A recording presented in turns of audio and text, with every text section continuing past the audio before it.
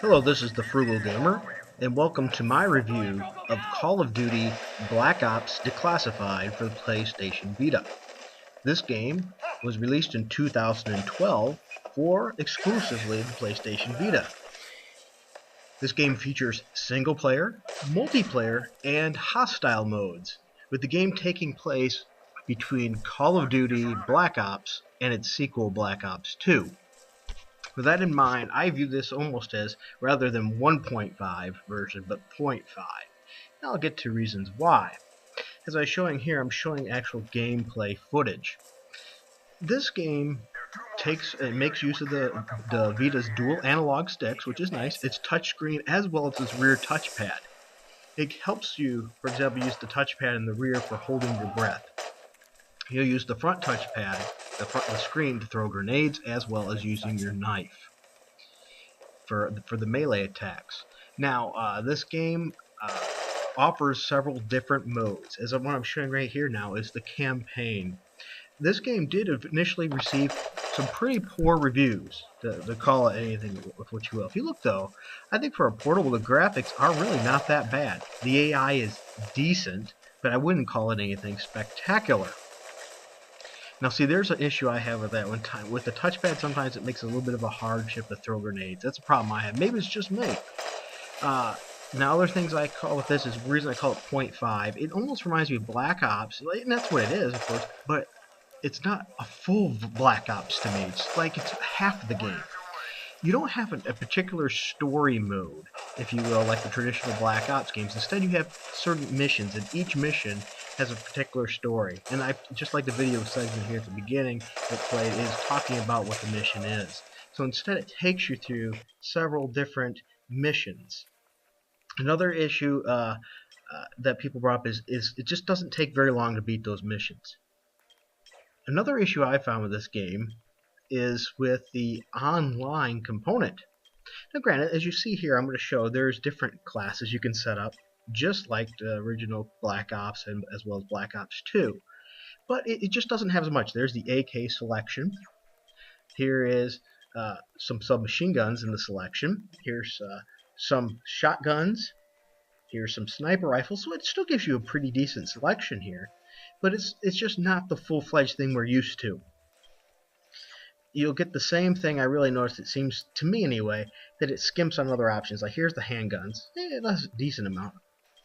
Here's the launchers. You only get 3. And the specials. You have a ballistic knife or crossbow. Okay, nothing too far and crazy. But now, let's take it a little further. Let's look at perks. You only have a few perks. 4. For there, and tier 2, another 4. And then tier 3 provides yet only another 4. So you're very limited on your perk options. There's no wild cards or anything of that nature.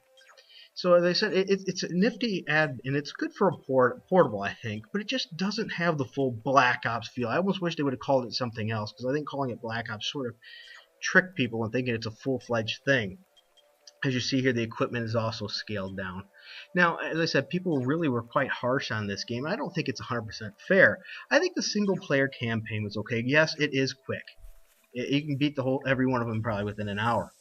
Now, it also has timed operations where you have to beat certain modes where you have to do a lot of running and gunning down in order to make it through the clock. Here I have some video of the online multiplayer. Here's my biggest problem with the online multiplayer. It's so scaled down, it's almost like playing Black Ops, and the maps seem to be inspired by it, like shooting range and things. But it's like half the map.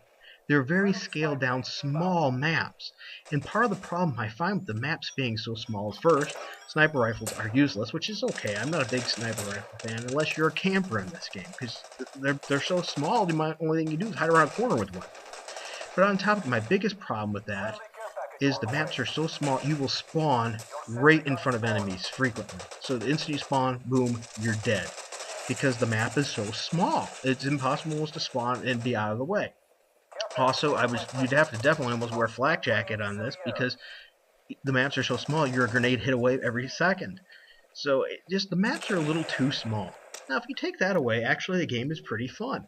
Other problems I found, though, is unless your Wi-Fi connection is very, very strong, I mean 100 to 90%, you're going to get some very noticeable issues. I found when I was hitting around 70% Wi-Fi strength, like good internet, I could dump a mag into a guy, change clips, and dump another mag. Now, ultimately, looking at this game, uh, I think there's more to it than what people gave it credit for. The campaign was decent. It's for just fun. Hostiles is where you go against waves of people and you try to survive as long as you can, which reminds me of Call of Duty Modern Warfare 3 survival mode. With that said and done, I got this game free when I bought my Vita used. So with a clear conscience, I could say for $10, I think this would probably be worth it. I don't think it's bad as people made it out to be, but I definitely would not put it at full price. The full price would definitely not be worth it. Even $20 I think is pushing it. Alright, well thank you very much for listening.